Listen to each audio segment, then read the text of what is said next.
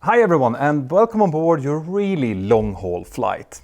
On this channel we've put together a compilation of some of the most jaw-dropping moments from the sky, so now all that you need to do is find a comfortable place to sit, bring out your favorite drink, sit back and relax.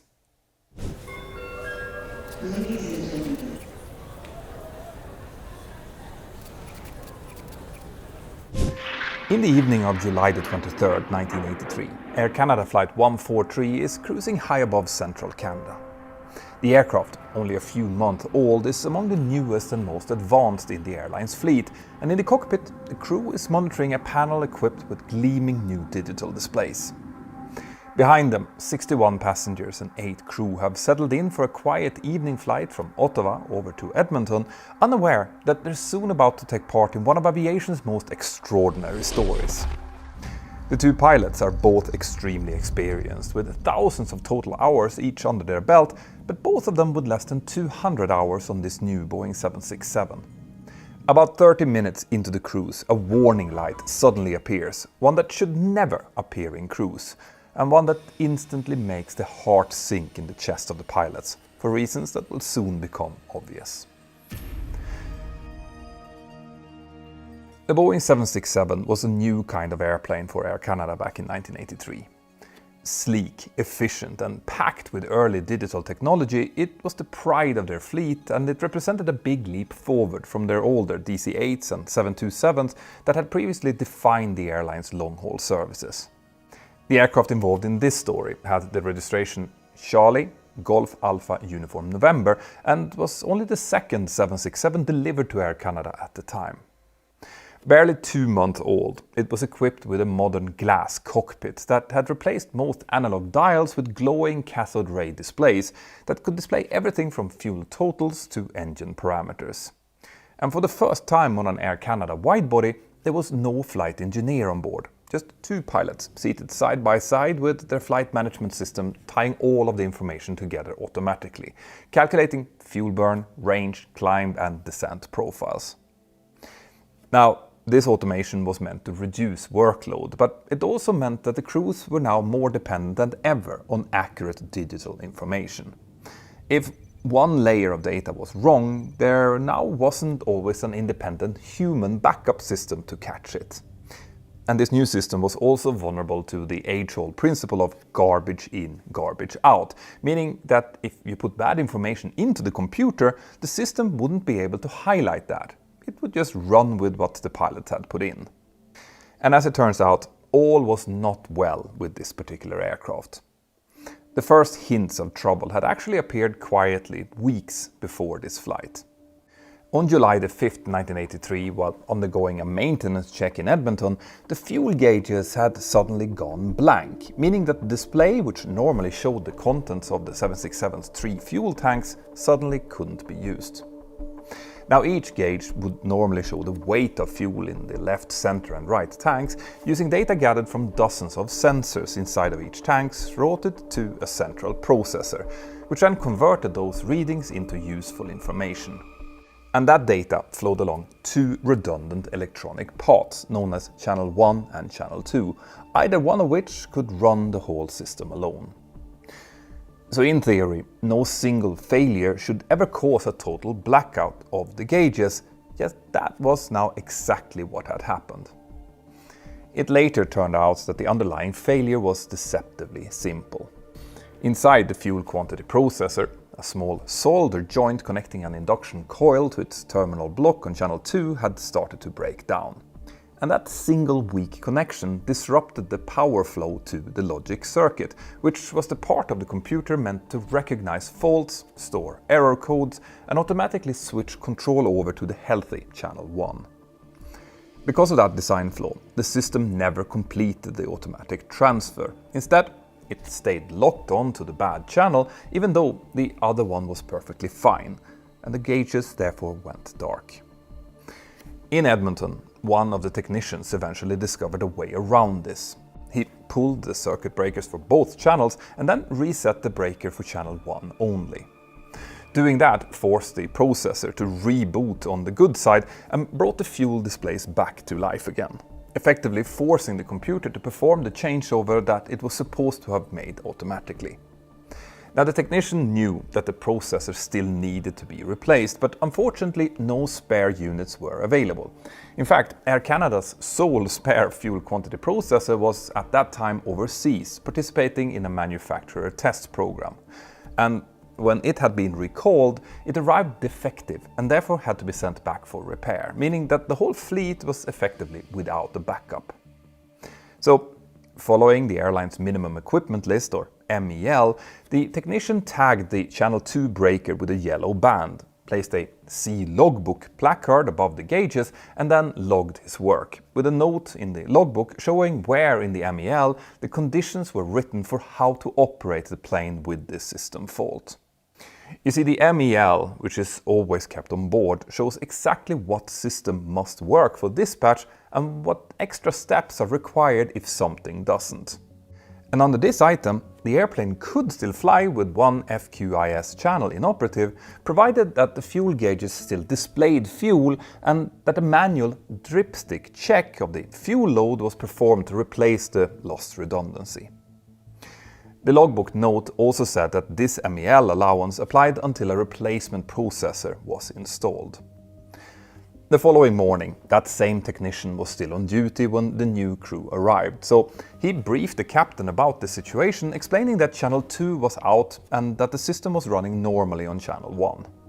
The aircraft then continued to operate under this condition, but on July the 14th, near the end of a flight over to San Francisco, the gauges then went blank again. The crew landed safely and called for maintenance to come and look at the problem, and they ended up removing the processor for bench testing, during which it started working fine again. So with no active fault to diagnose, the technicians just reinstalled it and deferred further action, with the aircraft returning to service that same day, seemingly fixed.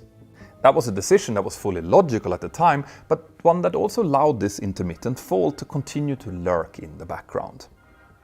The airplane then flew on to Ottawa and Montreal that same day without any further indication of any kind of trouble, but obviously with each stop still requiring a manual dripstick check, as I mentioned before.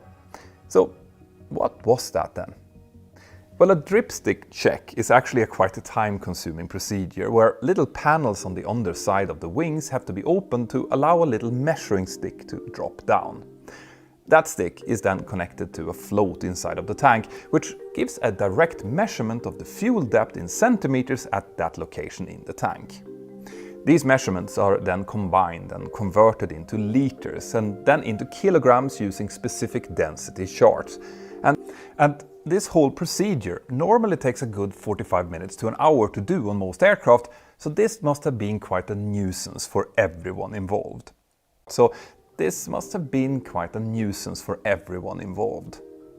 Anyway, every time that this was done, the measured and calculated fuel figures matched the fuel gauges in the cockpit, so the aircraft could continue to operate. 9 days later, on July the 23rd in Edmonton, this defect then appeared again during a service check in the morning before the first flight was due. This time, the same technician that had come up with a solution last time carefully repeated his earlier steps with the two circuit breakers, and the gauges soon came back on, confirming that the failure was still in Channel 2. So he tagged that breaker out of service and recorded a fresh techlog entry, citing the same MEL provisions as before. But it is really super important to point out here that this provision in the MEL still maintained redundancy and absolutely did not allow a total loss of fuel indication in the cockpit. If that would happen, the aircraft would be grounded, as no indication would be available for the pilots during flight. Anyway, once it was done, the engineer spoke to the outgoing crew and explained the issue. But a small misunderstanding now happened when the new captain heard that the engineer had worked on this problem before. You see, hearing that, the captain assumed that the aircraft had been operating with this fault also during the previous day, which was not the case. Now, for the coming two flights, that would not really matter, but it later would. The morning pilots then read through the MEL, verified that the gauges were working and that the dripstick test had been done, and then happily flew the west to east flight over to Montreal without any further incident, its gauges still working perfectly using channel 1. But after the shutdown at Dorval Airport and before the next crew would arrive for the afternoon shift, another avionics technician decided to dig a bit deeper into the issue, hoping to verify the first technician's diagnosis. So, alone in the cockpit, he re-engaged the tag channel 2 breaker to power up both sides of the system at once, and when he did so, the gauges immediately went blank again. He then confirmed the fault via something known as a BITE, built-in test equipment test, which is an internal self-test circuit handled from the FMC, and he finished by entering his findings into the logbook. But before he could reset the circuit breakers in the same way that he had found them, he was called away to assist with the manual dripstick test, which meant that the original fault stayed in and the fuel gauges therefore stayed blank. Now, the logbook entries clearly described the situation, but the details of which circuit breaker had been left in or out were buried several pages back, and crucially, another thing that was also left out was exactly what the circuit breaker fix was trying to do. So with this, the stage was now set for a cascade of small further misunderstandings and errors, but I really want to emphasize here that this should not normally have been a problem. The MEL clearly stated that the aircraft was not allowed to dispatch with blank fuel gauges. So for that to happen, and for things to become truly dangerous, several other things also now had to fall in place.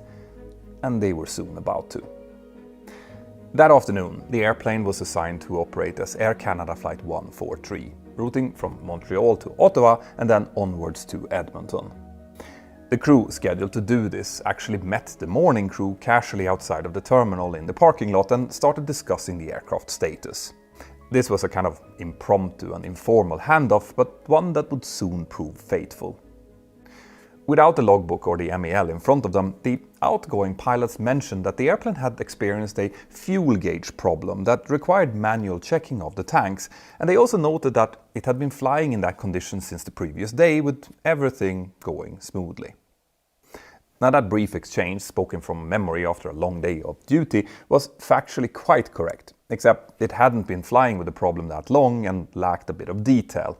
But since the outgoing captain had mentioned issues with the fuel gauges, the new pilots now walked away with the incorrect belief that the fuel gauges had been completely inoperative for at least 2 days.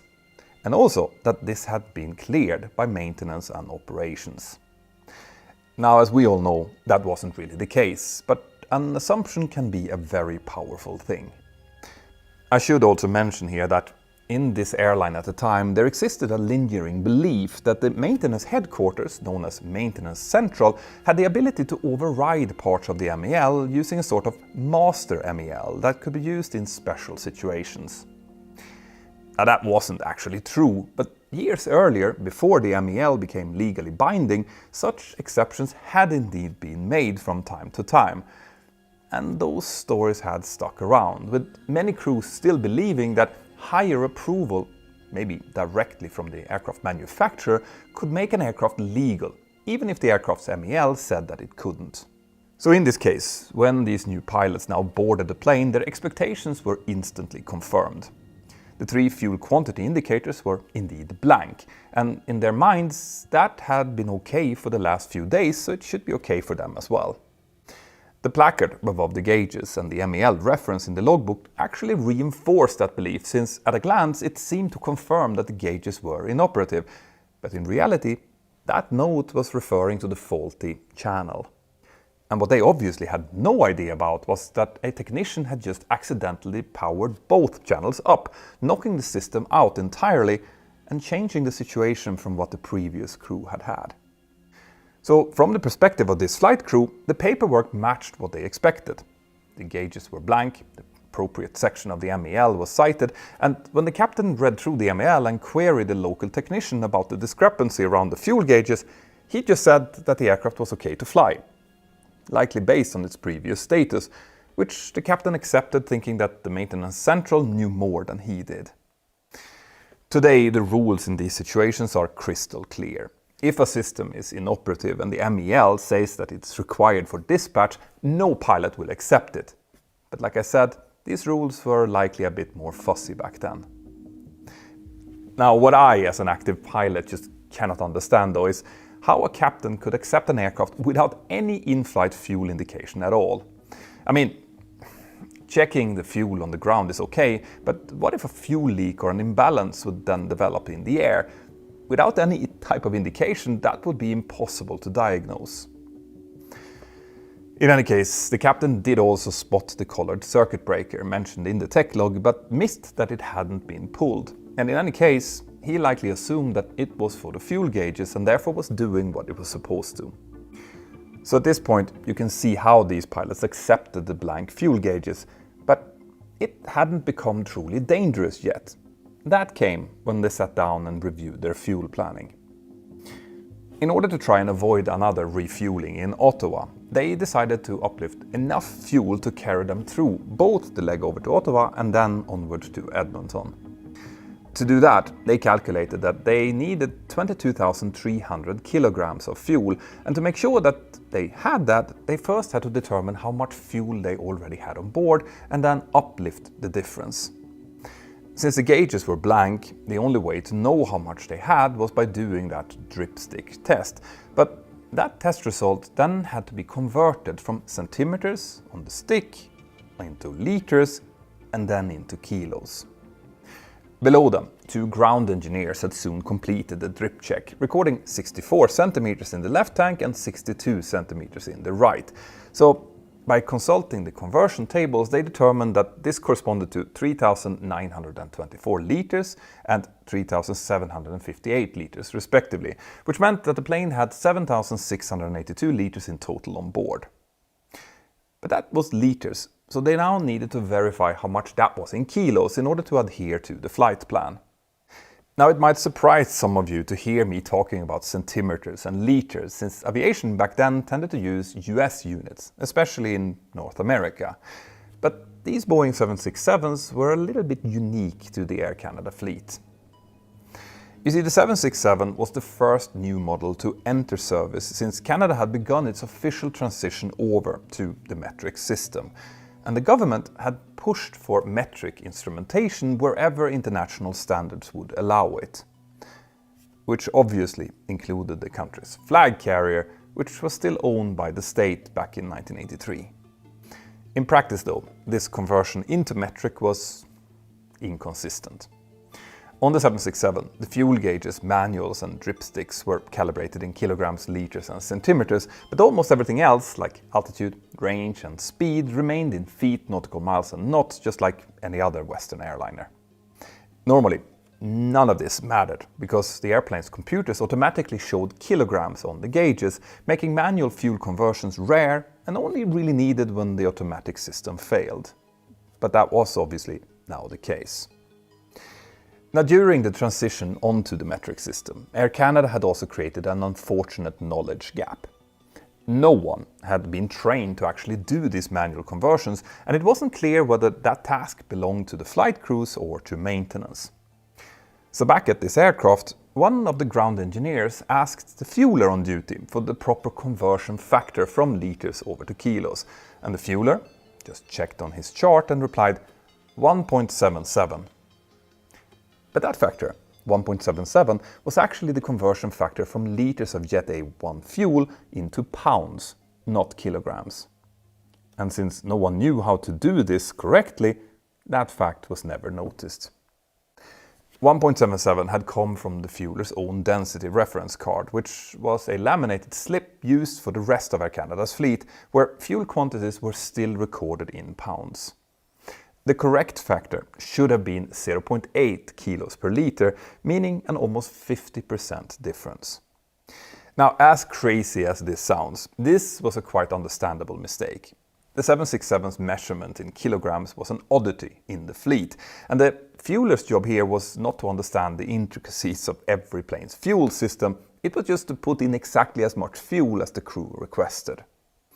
So, unaware of this trap, the ground engineers now multiplied by hand 7,682 liters by 1.77, arriving at 13,597 kilograms of fuel on board. But if they would have used the correct conversion, they would have arrived at the correct figure of about 6,160 kilograms instead. The pilots eventually confirmed the result with their own sums and the use of a slide ruler, and then subtracted the result from their target of 22,300 kilos.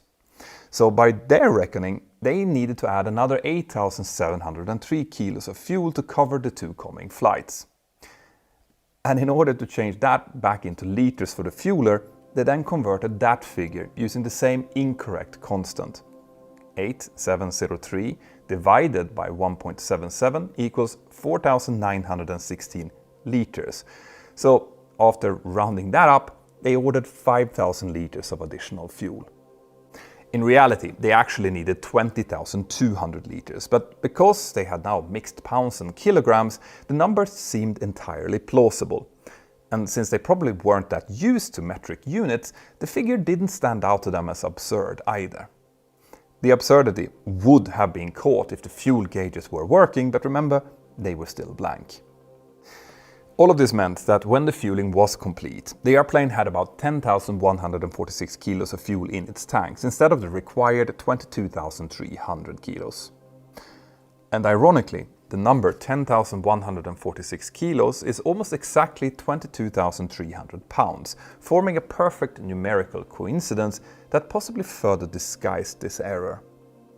The pilots now, again, reviewed their paperwork and everything looked completely normal. The MAL reference appeared in the log, the required drip test had been completed, and everything matched their expectations, including the still blank gauges.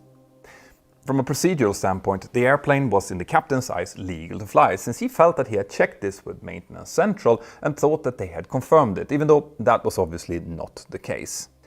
But you can clearly here see how confirmation bias once again creeps in and how insidious it can really be. This captain was a seasoned pro who would never have accepted the aircraft if he actually thought that it wasn't legal to fly. But his and his colleagues' assumptions, together with a lack of knowledge of the metric system and that small fault in the number 2 fuel meter channel, had now been combined into something truly monstrous. At noon local time, Air Canada Flight 143 then pushed back from Gate 47 at Montreal Dorval Airport, and the brand new Boeing 767, gleaming in red and white, soon taxied out under the bright summer skies. And to anyone watching, this looked like just another routine departure of Air Canada's newest jetliner. The aircraft soon lined up and began its takeoff roll with all systems showing completely normal values. The fuel value in the FMC must have been entered manually and was therefore ticking down from a faulty start value. The flight over to Ottawa then went off without a single problem. A barely half an hour long domestic leg meant to pick up some more passengers before starting the longer westbound flight over to Edmonton. Once parked at the gate in Ottawa, the airplane then went through its usual turnaround. Some passengers got off, others boarded, and the crew prepared for the coming sector across the prairies. Now, because the gauges were still blank, another manual dripstick check was required before departure, and out on the ramp, the procedure now played out exactly as it had before. The engineers pulled out the measuring sticks, read the fuel depths, and then used the same tables to convert them over to liters. And that was then followed by the crucial step of turning those liters into kilograms, likely the last chance to catch that previous mistake. But instead, the same error was now repeated, using the same erroneous conversion factor. This finally verified to all involved that the aircraft already had more than enough fuel to reach Edmonton, so no refueling was required.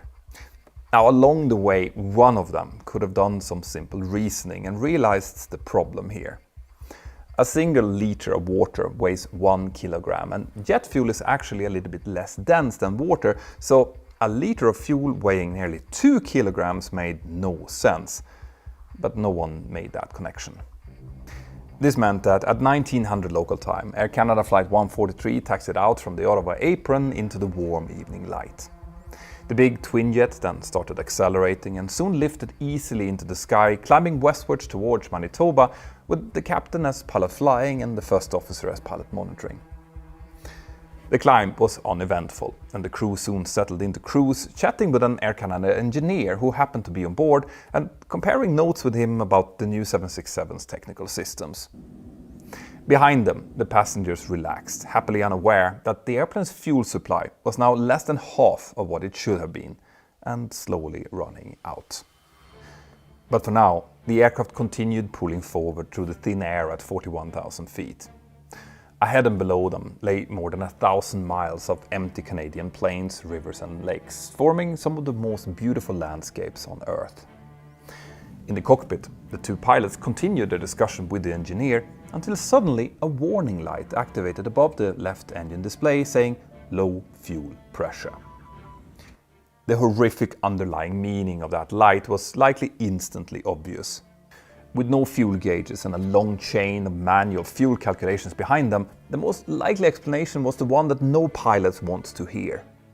Somewhere, something had gone wrong and they were now running out of fuel. The crew had discussed diversions options earlier, as we tend to do during cruise in case something would happen, and now, with one engine about to fail, the decision came instantly. They needed to first descend and then likely diverge towards Winnipeg, which at this time was about 120 nautical miles away.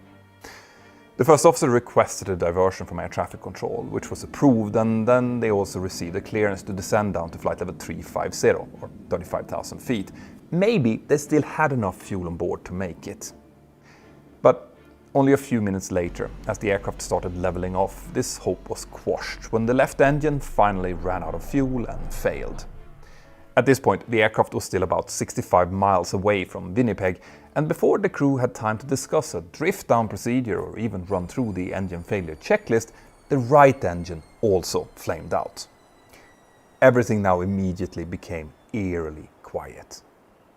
The only thing that could be heard was the wind swishing past the windscreen, and in the cabin behind them, it would have become even quieter, with the emergency lighting suddenly activating. Without any kind of propulsion, Flight 143 was now subject to the laws of physics alone, which at this time represented a nearly unprecedented emergency. You see, back in 1983, no prescribed procedure for flying and landing without engines even existed. The idea of a dual engine failure on a wide-body jet was so outside the realm of imagination that no one had even come up with a checklist for what to do. Without the engines turning, there was nothing powering the generators either, and the APU generator in the back of the aircraft was equally useless since it relied on the same fuel supply as the engines did. So all that initially remained for the pilots to work with were a few basic analog backups, like an attitude indicator, an altimeter, an airspeed indicator, a magnetic compass and a radio, which were running off the onboard battery. But the situation would have been even worse if it weren't for the existence of the ram air turbine, or RAT. That's a small backup device that exists precisely for situations like this. It's basically a small propeller that, when certain activation criteria are met, automatically drops down into the airstream, and once activated, it generates enough power to keep the hydraulic pumps running, and without it, the pilots of Flight 143 would not have even been able to move the 767's massive control surfaces. But keeping the unpowered plane under control was only the first of their problems. Now they also needed to land it. You see, an airliner without engine power will descend at a fairly constant rate once it's back to the up speed. That's the lowest speed without flaps. And that means that the descent can be calculated and controlled, but the much more difficult part is nailing what we call a dead stick landing in the right place. You will obviously only get one shot at the approach, and because your range is constantly narrowing, pilots have to make a smart decision about the landing site relatively quickly, and then leave themselves sufficient time to line up with the runway without inadvertently committing to a destination that is too far away. In fact, when we practice this in the simulator, most people end up a bit too high, just because they don't want to come up short, but that then comes with a whole host of other problems, as we will soon see. In a dual engine failure scenario today, we also have to do memory items, meaning critical items that needs to be done from memory to try and get at least one engine started again. But of course, in this case, that would not have been possible, because there was no fuel left. At the time, there had not been a lot of examples of crews facing a dual-engine flameout that had successfully landed. Southern Airways Flight 242, for instance, had lost both engines in a hailstorm over Georgia back in 1977 and had then been forced to land on a highway after the pilots spent too long heading for an airport that was out of range. And that resulted in a tragic accident killing 72 people. Pan International 112 also lost both engines immediately after takeoff and was forced onto a similar situation. The pilots attempted to land on the Autobahn, but the plane then slid into a bridge and broke apart, killing 22 of the passengers on board. Those examples just show that in situations like this, quick and accurate decision making is key, but even with that, things might still not work out as planned. In this case though, the flight crew had the benefit of time since they were at high altitude, and they quickly determined that they only had 2 landing sites to choose from. Looking at their glide ratio, which in most airliners would give about 3 miles per 1,000 feet of lost altitude, would in theory put Winnipeg 65 miles away within their range. And that was a full-service international airport with long runways and fire crews standing by. The second option was a former Royal Canadian Air Force base at Gimli, roughly 45 miles away near the western shore of Lake Winnipeg. The first officer had actually trained there years earlier and still remembered the layout. Twin runways, each about 7,200 feet or 2,100 meters long. But no one knew whether those runways at Gimli were still maintained or even open. When asked, air traffic control wasn't even able to find any records of services on that site at all, so Winnipeg was a safer bet, but also further away. The deciding factor, though, between both of these 2 alternates ultimately became distance. With no vertical speed indicator, the first officer had to start calculating their descent rate by hand.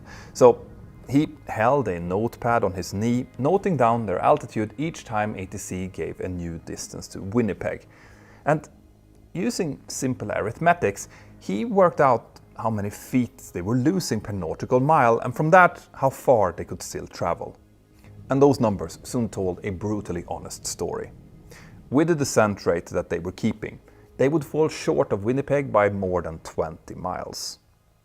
Gimli, though, was within range, which finally made that choice obvious. So they informed ATC and began a gentle right turn towards the lake, scanning for the field. Far off in the horizon, they could now see Winnipeg's runways glinting in the evening sun, taunting them with a relative safety that was now just out of their reach. But knowing how pilots think, that likely didn't bother them. They would have been 100% focused on the task at hand, to get this aircraft down safely. Behind them in the cabin, the sudden silence had not gone unnoticed. The airflow still swooshed outside, the emergency lights gleamed, and the passengers exchanged worried looks with each other. A few of them actually wrote hurried notes to loved ones, others prayed, and the flight attendants moved quickly through the aisles, tightening seatbelts and giving instructions for the coming emergency landing. As the Gimli Air Base finally came into view, the first thing that the pilot noticed was how small it looked. Gimli's twin runways were far shorter than those at Winnipeg, and they had no idea what conditions they were actually in. When it became clear that they would reach it, the pilots started configuring for landing as best as they could, but with no engine power, the hydraulic pumps were barely keeping up, and the ram air turbine couldn't run all of the systems by itself. For example, it couldn't power the circuits for the flaps or slats, which meant that the captain now had to plan a landing without them, meaning a much higher speed and nose attitude than normal. The first officer, who was working through the checklists, therefore skipped over the flaps and went straight on to trying to lower the landing gear, but then quickly discovered a new problem. The main hydraulic system that drove the landing gear actuators was also not working. Now that doesn't surprise me at all, since most airliners use an emergency, gravity and airflow fed extension system for gear extensions in situations like this. So the first officer now quickly moved over to pull the alternate gear extension handles, releasing the uplock that held the gear in place. With a metallic thud, the main gear fell down and locked into place, and the nose gear also came down, but without enough force to lock it properly into place. But there was no more options left. It would just have to do. Up ahead, the Gimli base now grew larger, with the late evening sun glinting off the pavement, and as the aircraft started to line up with the runway, the captain realized that they were way too high. If they continued at their current glide path, they would overshoot the field entirely, but also, if they pitched down too steeply, they would gain so much speed that they'd never stop on the short available runway. So this meant that they now needed to lose altitude fast, but to do that without picking up speed, without having access to normal drag additives like flaps and spoilers. But fortunately, they did have one important thing working for them. The captain had years of glider experience under his belt, and he knew a maneuver that could do exactly what they needed: a forward slip. This is a maneuver where you introduce rudder together with opposite aileron to still keep the track, and together this will cause the body of the aircraft to hit the airstream and develop a sudden high amount of drag. This technique is often used in gliders and smaller single-engine aircraft, but never in airliners, as the wake caused by the body would go straight into the downwind engine, potentially causing compressor stalls. And on top of that, it will also cause an extra rolling motion due to the aerodynamics of the swept wings, but to a slightly smaller extent. In this case though, the engines had already died, so the issues would be less severe, and the increased drag would make the jet descend steeply without accelerating. After informing the first officer of what he planned to do, the captain therefore kicked the rudder hard to the right and simultaneously rolled the ailerons left to keep the track of the aircraft down towards the runway. The huge 767 banked sharply, with the nose now more than 45 degrees off the centerline. And this also meant that the passengers on the left-hand side now suddenly saw nothing but ground out through their windows, and on the right, only sky. This maneuver would have also jolted the passengers to the left in their seats, since it's not an aerodynamically coordinated maneuver, meaning it would have felt quite nasty. But in the cockpit, the altimeter now started decreasing rapidly, with the speed still under control. And with the runway now rushing up towards them, the captain soon rolled level again, guiding the nose back towards the centerline. And only then did he realize that something else was off. The runway markings on the concrete in front of them didn't match what they would see on a runway. In fact, it wasn't a runway at all. You see, the decommissioned airbase had since become a motorsport park, and the strip that they were now lined up with was a drag racing track. At the far end, spectators, campers and two young boys on bicycles were all filling up the runway, but there was now nothing that the captain could do. He was committed. And from the side of the people on the ground, this would have looked absolutely surreal. At first, the aircraft would have looked like just a speck in the bright July sky, maybe a glint of metal descending down towards them. But then, the contour of the enormous aircraft would have slowly started to take shape, with its wings steady, heading straight towards them, but with its engines eerily silent. So as the aircraft descended the last few hundred feet down towards the runway, the people along the far end of the drag strip began pointing towards it, with the sound of conversation fast fading as the giant aircraft swept lower, only accompanied by the rush of air around it. The main wheels soon touched down within what should have been the touchdown zone, and as the weight came down, the captain held the nose back for as long as possible. But eventually, it slammed down into the pavement and started dragging over the concrete with sparks flying everywhere. Spectators at the far end now scattered in all directions, campers dove for cover, and the two boys pedaled desperately towards the side of the runway as the plane skidded towards them. Inside the cabin, the passengers braced against their seats, with the screech of the friction likely being the only thing they could hear. The captain continued to push the brakes, using every ounce of remaining hydraulic pressure to slow the airplane down, and in a stroke of luck, the collapsed nose gear likely provided some extra braking here. After 12 agonizing seconds, the giant Boeing 767 finally shuddered to a stop, only a short distance away from the shocked crowd. For a long moment, no one moved. The air smelled of rubber and scorched metal, and the only sound was the wind rustling through the flags as hundreds of people tried to make sense of what they were seeing. A brand new wide-body jet, sitting silently tilted forward on their drag strip. Initially, no one inside of the plane quite realized that they had made it. That was until a clear voice came out over the PA saying, "This is the captain, evacuate the aircraft." The flight attendants now leaped into action, quickly opening the doors and deploying the slides to get everyone off. And in the front and over the wings, the slides inflated normally and passengers slid to the ground in an orderly fashion. But in the back, the slides failed to reach the ground because of the plane's nose-down attitude.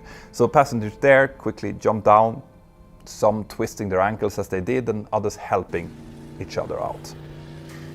Outside, people from the nearby camping grounds and race pits now rushed forward, some with fire extinguishers in hand.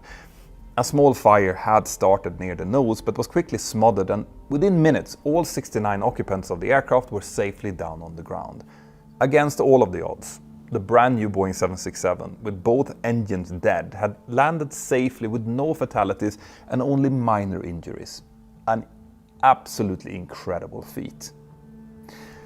When rescue crews finally arrived from Winnipeg, they found the world's newest airliner just sitting on the drag strip, its nose scraped flat, its red and white fuselage intact, and its crew already surrounded by disbelieving onlookers. In the aftermath, investigators quickly realized that what had happened to Flight 143 was more than just a story of pilot skills and individual mistakes. It was actually a story of systems that hadn't quite caught up with the technology that they supported. The official inquiry found that no single person was to blame for what had happened. The airplane had done exactly what its logic circuits allowed, the technicians had followed the book as they understood it, and the pilots had done their best with the information in front of them. In response to this, Air Canada overhauled its technical manuals and grounded its remaining 767s until everyone was thoroughly briefed on how the new metric systems worked. Conversions between liters, kilograms and pounds were standardized with laminated cards posted in every cockpit and fueling station, and the once casual practice of relying on fuelers' density charts was replaced with precise temperature-corrected figures printed directly from dispatch software. This incident also caused a number of technical changes. The avionics were redesigned so that a single channel failure could no longer knock out both sides of the system, and Boeing issued service bulletins requiring these upgrades to be implemented fleet-wide. For the crew though, the consequences were a bit mixed. Both pilots were initially suspended during the investigation, but they were later reinstated. And far from being disgraced, they actually then received the first ever Federación Aeronautica Internazionale Diploma for Outstanding Airmanship in 1985. Their judgment and airmanship in converting a powerless wide-body jet into a glider and then landing it without loss of life became a case study in crew coordination and crisis management. And what about the aircraft? Well, after some fixes to its nose gear and body, it was soon flown out of Gimli and then went on to serve another 25 years before its retirement in 2008. In the end, the Gimli glider story stands not just as a testament to skill, but as proof that even the most advanced systems still rely on clarity, communication, as well as a little bit of human instinct. And sometimes, when everything else fails, gravity, communication, skills and good judgment can still be enough to bring you home safely.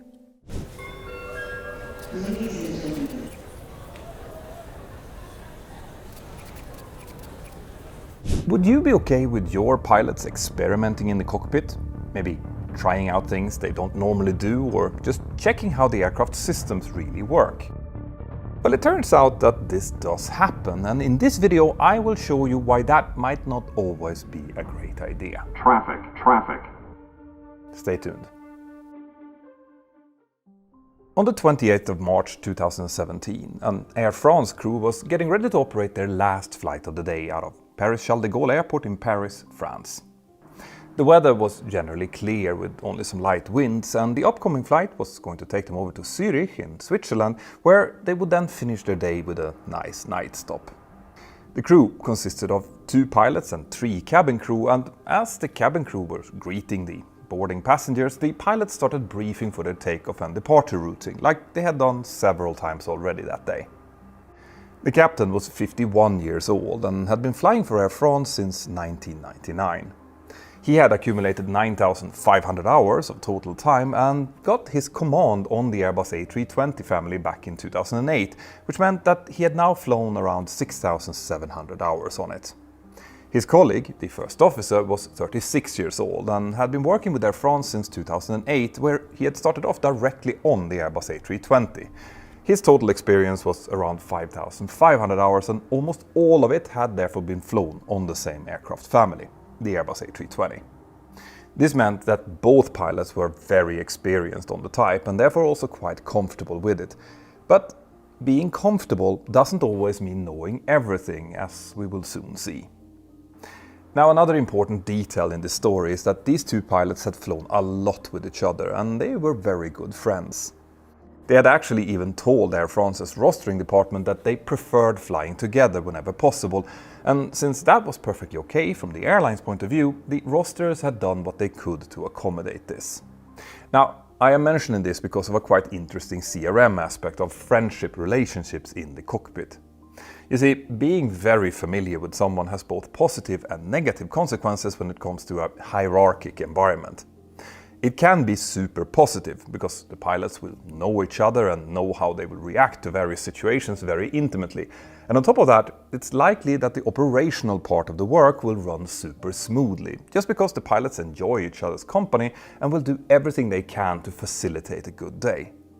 But the flip side is a filing down of the authority gradient, which is required in a cockpit, especially when things start to go wrong. You have probably all encountered this yourselves, being in a situation with a friend where you know that they're doing something slightly wrong, but you don't really want to speak up because it would ruin the mood and potentially affect the friendship. So, in a situation where you are the manager, or the captain in this case, being close friends with a subordinate can lead to some quite awkward situations.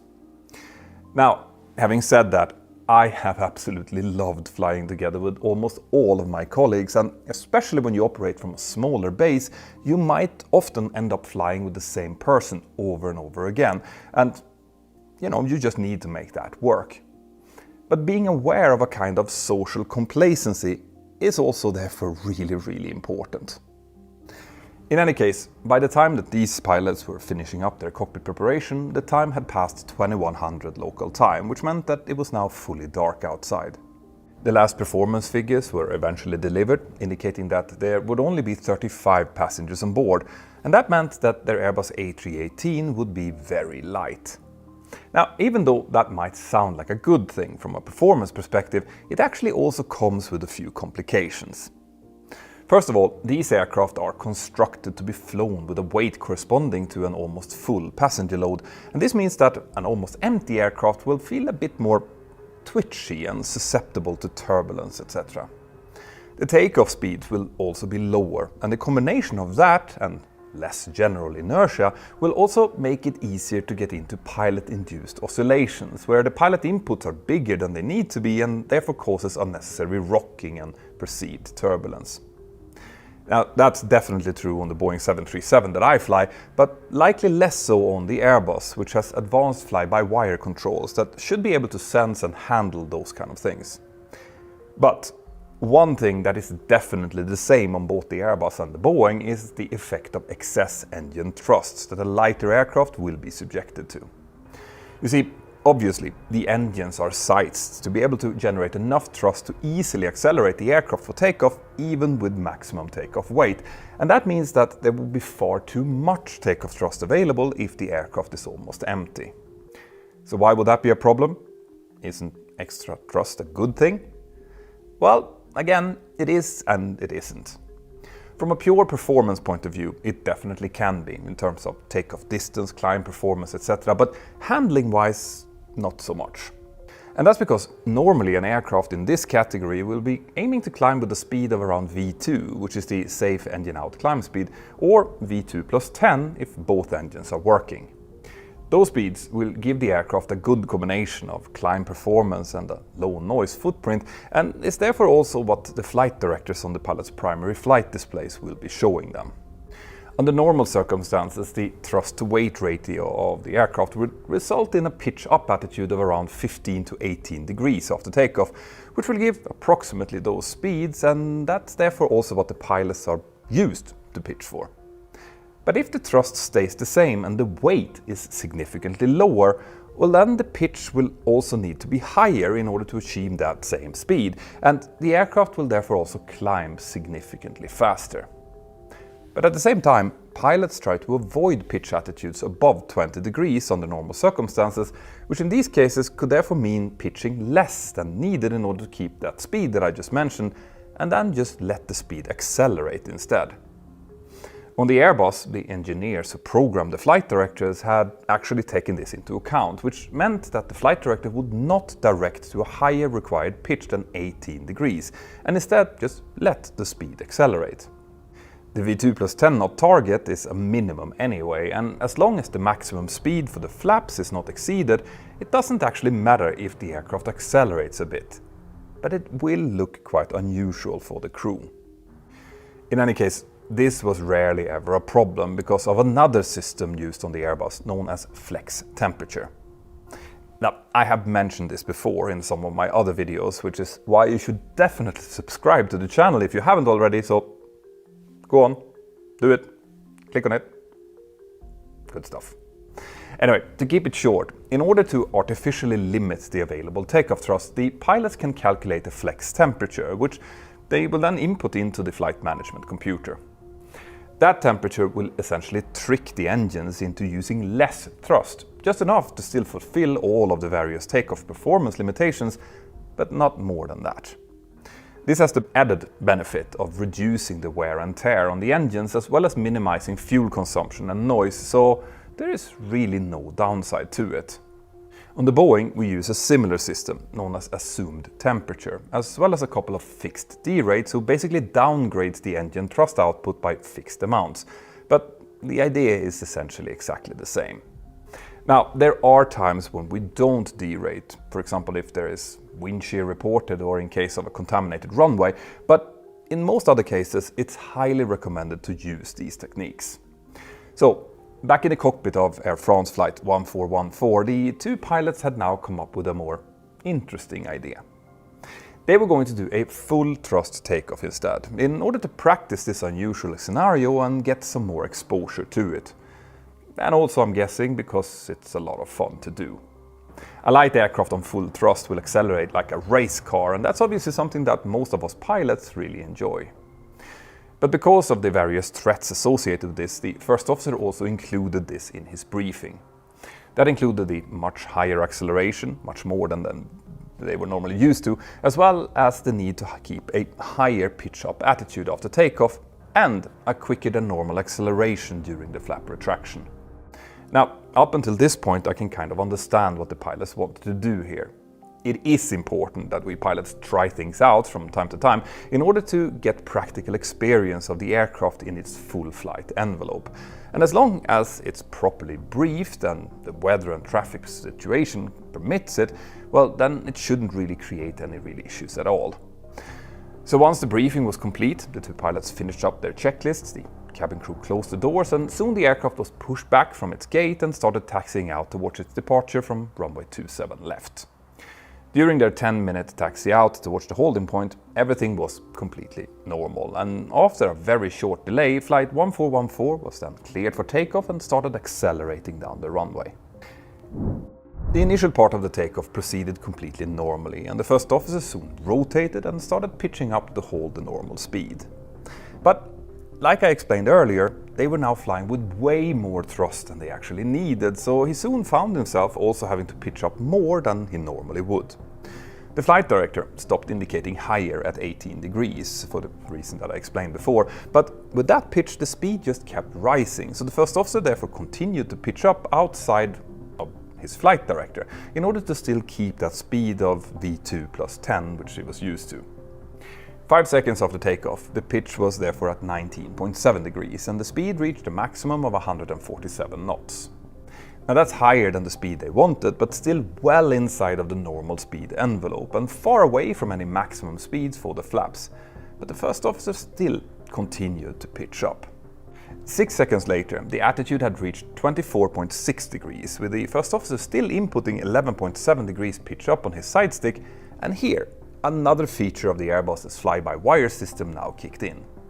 You see, like I mentioned before, pilots rarely allow their aircraft to pitch up higher than 20 degrees during normal operations, and actually, any pitch above 25 degrees used to be part of a definition of an aircraft upset, which would require the crew to execute an upset recovery procedure. Now today that definition has been updated to also include intent, but the old definitions are deeply ingrained in most experienced pilots. Because of that, Airbus has also implemented a nose-up protection protocol, which limits the nose-up pitch angles that a pilot can select to different values depending on what configuration that the aircraft is in. In this case, since the flaps were still extended, the aircraft was now pitching high enough to activate this protection, which meant that the flight directors now disappeared. But that still didn't stop the first officer from inputting even more nose-up inputs on his side stick. And that activated yet another Airbus protection system. A system that you might have heard of before, but likely not in this particular context. You see, the Airbus has a system known as alpha floor protection, which is normally used to make sure that the aircraft doesn't exceed certain high angles of attack. The angle of attack is the angle between the wing's chord line and the oncoming air, and it's this angle who effectively decides when a wing stalls, meaning when it stops being able to effectively create lift. The alpha floor protection feature is programmed to help stop the pilots from even getting close to that critical angle of attack by limiting it to 9.5 degrees in configuration 0, 15 degrees in configuration 1 and 2, which they were now in, and so on. And this activation angle is also known as alpha prot. Now this aircraft was nowhere near that angle of attack, but as it turns out, there is also another criteria for the activation of the alpha floor protection.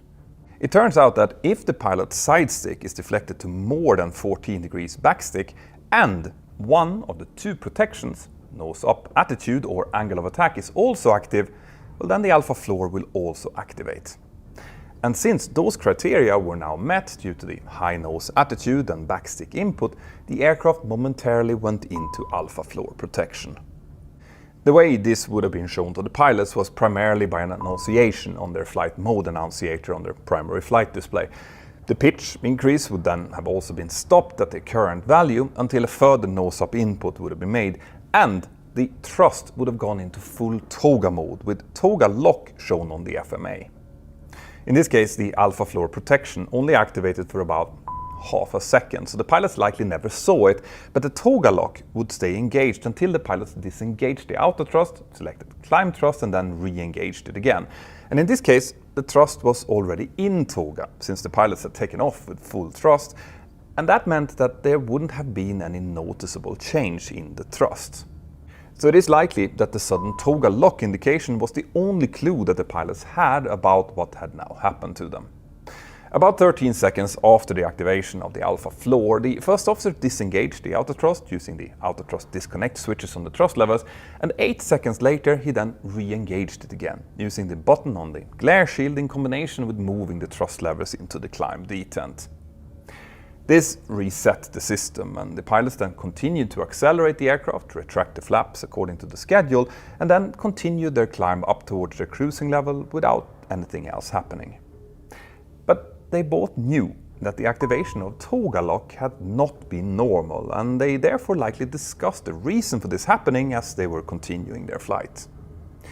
In any case, the rest of the flight continued normally, and since this was a pretty short leg, it's unlikely that they had much time to consult manuals or to give this much more detailed thought. The first officer instead started setting up the aircraft for the coming approach, and 1 hour and 1 minute after they had taken off, Air France Flight 1414 landed safely on Zurich runway 06 and then taxied into the terminal. Now this was obviously not a big deal, right? A system had activated and given the pilot some strange indications, but the safety of the flight was never really in jeopardy. That's all correct, but for any pilot worth their salt, they would never be happy about the aircraft doing something that they just didn't understand. Part of our job is to always maintain situational awareness, which includes everything, including technical situational awareness. So these two pilots now really wanted to figure out what it was that they had experienced. Anyway, after they had shut down the aircraft on the stand in Zurich and all of the passengers had disembarked, the first officer received a call from the Air France operations control, who asked if he would be willing to conduct what's known as a ferry flight 2 days later between Toulouse and Paris. A ferry flight is when an empty aircraft needs to be moved without passengers from one airport to another, and given that this was from Toulouse, the home of Airbus, it was likely after some kind of maintenance, but the final report didn't really specify that. The first officer agreed, but he also asked if the company had selected a captain for the flight yet, and when the ops controller said no, he asked his friend, the captain, if he would be interested in doing this flight together with him. The captain agreed, and the first officer therefore suggested this to operations, who also thought that this would be a great idea. So this meant that the same flight crew would now be flying together again with an empty aircraft just 2 days later. Now, I am guessing that some of you can see where this is going, but I just want to stop here and explain how we pilots are supposed to troubleshoot tricky technical issues if we might come across them.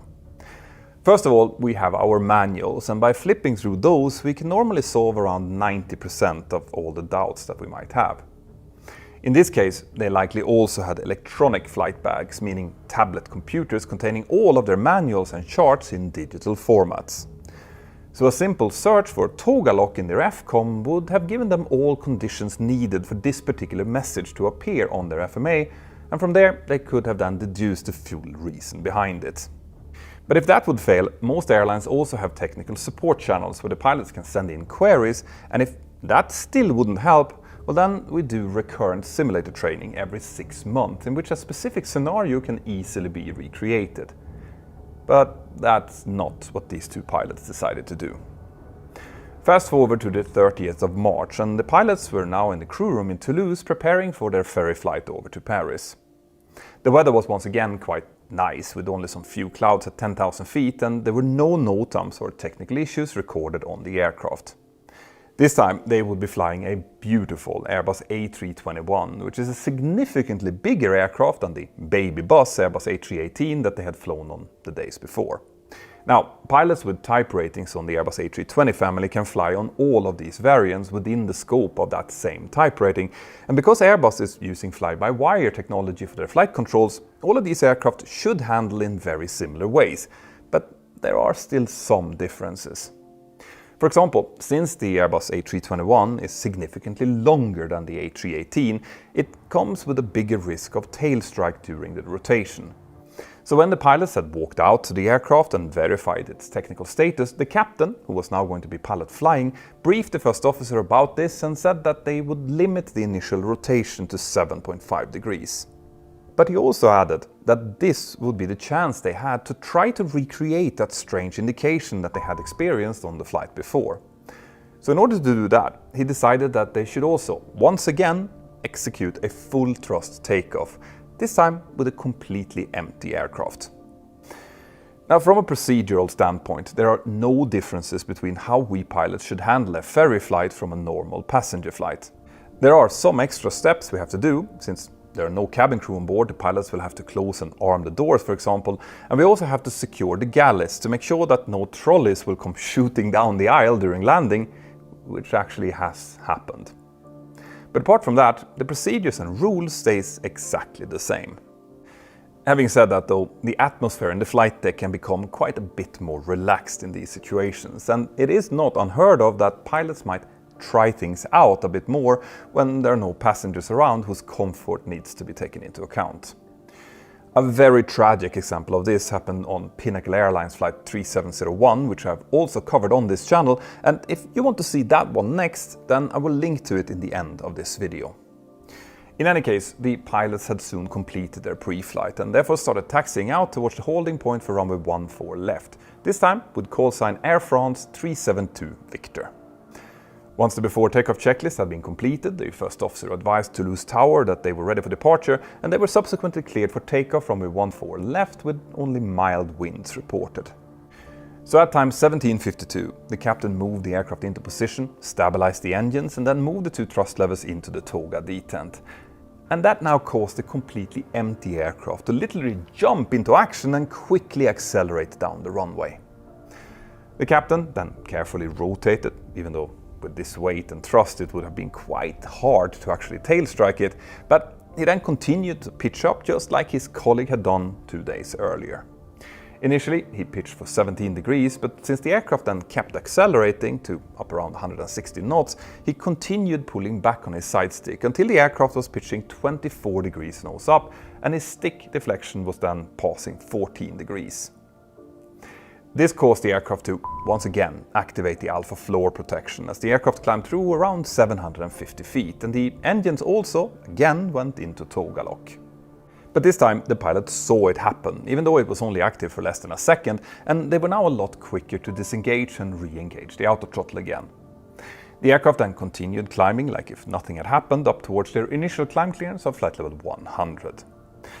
Now, so far, you might not think that this was so bad, and in itself I would agree that the aircraft was never in any real danger here.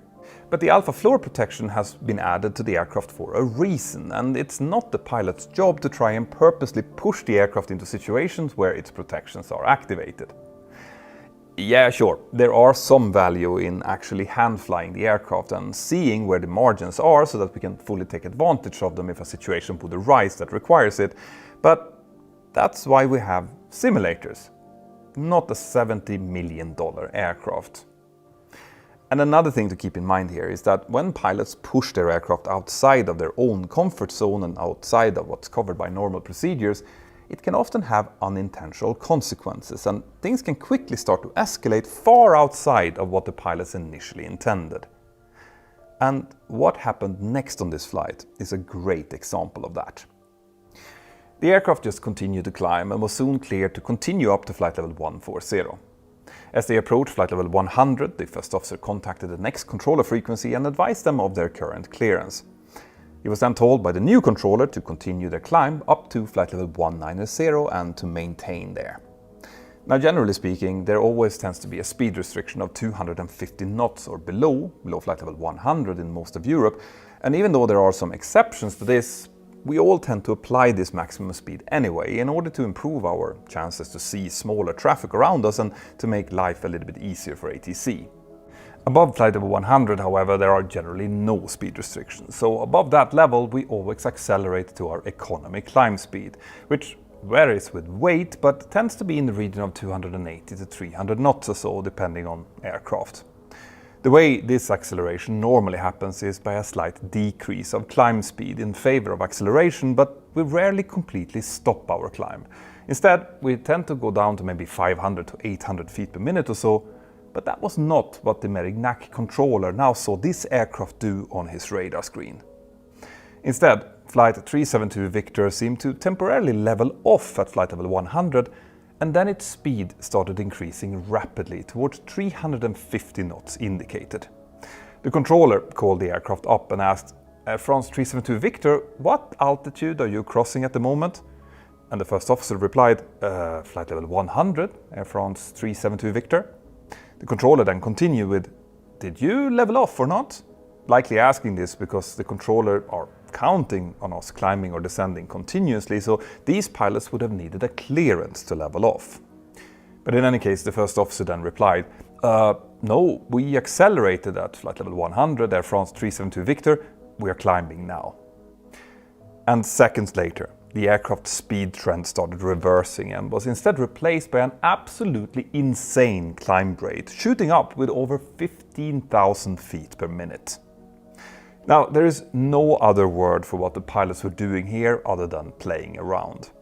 You see, an aircraft can store its energy in 3 different ways. The most obvious is chemically, meaning in its fuel, and that's what we are normally using to get ourselves from A to B. But the 2 other ways are in potential energy, altitude, or kinetic energy, speed. Those 2 last energy forms are almost directly interchangeable, meaning that we can exchange one for the other, and this is something that we instructors spend a lot of time showing new pilots, especially during descent planning. You see, we often get told to level off our descents at certain altitudes by air traffic control, which is a problem because we are following a pre-planned descent path down towards our airport.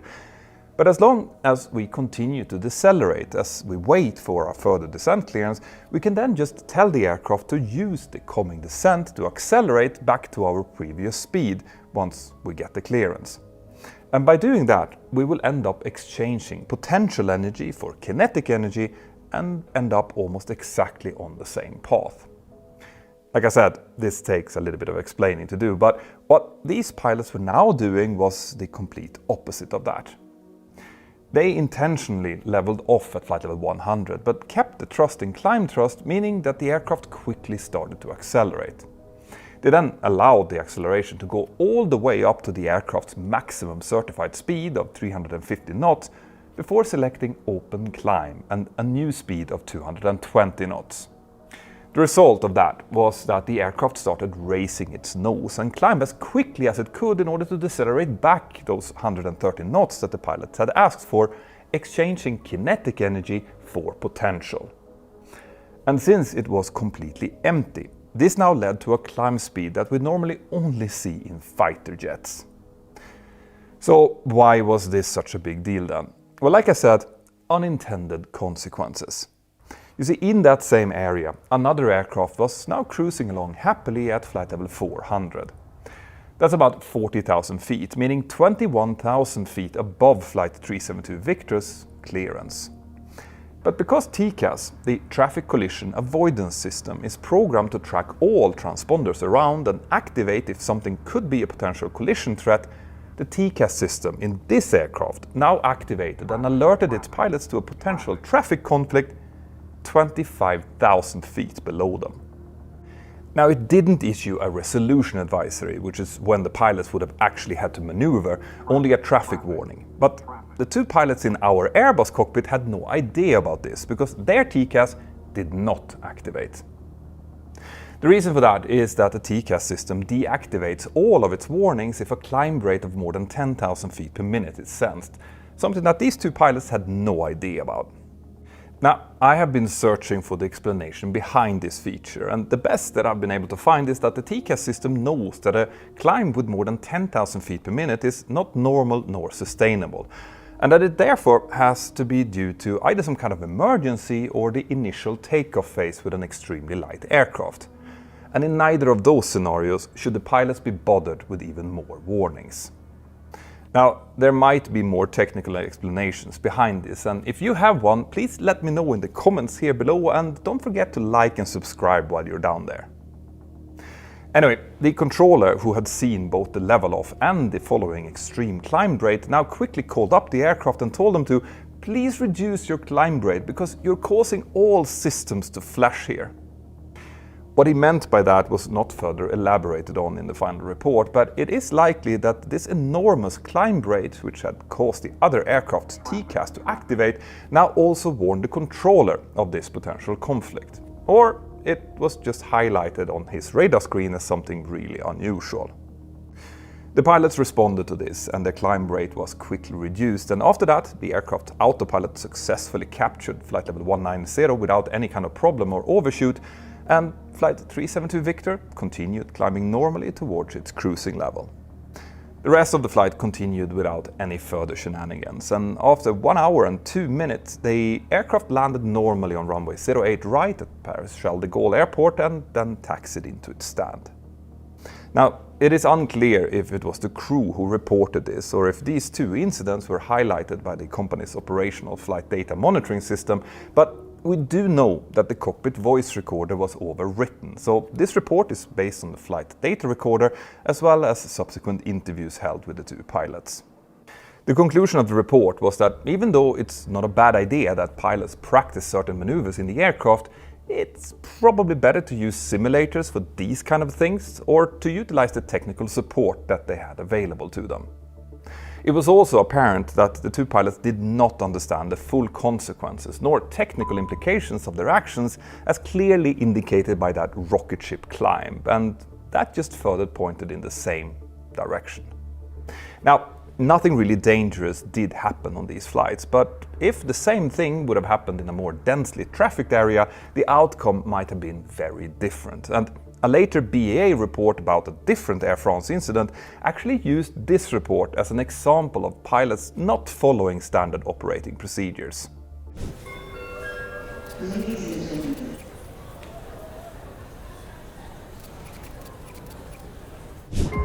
Why? Why would he have done something like this? A couple of very bad decisions from the pilots is sometimes all it takes to cause an aircraft disaster. At least this is the way that the media portrays aircraft accidents. But is that really true? The story I will tell you today looks from the onset like exactly such a scenario, with almost unbelievable carelessness shown. But was it really that simple?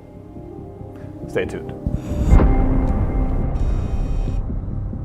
The flight crew, who would later find themselves in a true nightmare scenario, started that day at a hotel in Cairo, Egypt. The captain and first officer, who flew for the Middle Eastern carrier Gulf Air, had spent the previous night hanging out with other crew members and, in the captain's case, also gambling at a local casino. And while the captain had therefore stayed up until 3 a.m, their next flight wasn't due until the following afternoon, so he got plenty of sleep and reportedly woke up feeling well rested. The date was the 23rd of August, the year 2000, and their assigned trip on that day was Gulf Air's regular flight 072 from Cairo over to the small island nation of Bahrain, located east of Saudi Arabia in the Persian Gulf. The aircraft that they were going to use was a nearly 6-year-old Airbus A320, which was in a great technical condition with no significant faults recorded on it. The weather was also reported as great along the route, with warm temperatures and not a cloud in the sky, so the pilots would have been expecting a relatively straightforward flight as they were going through their pre-flight briefing.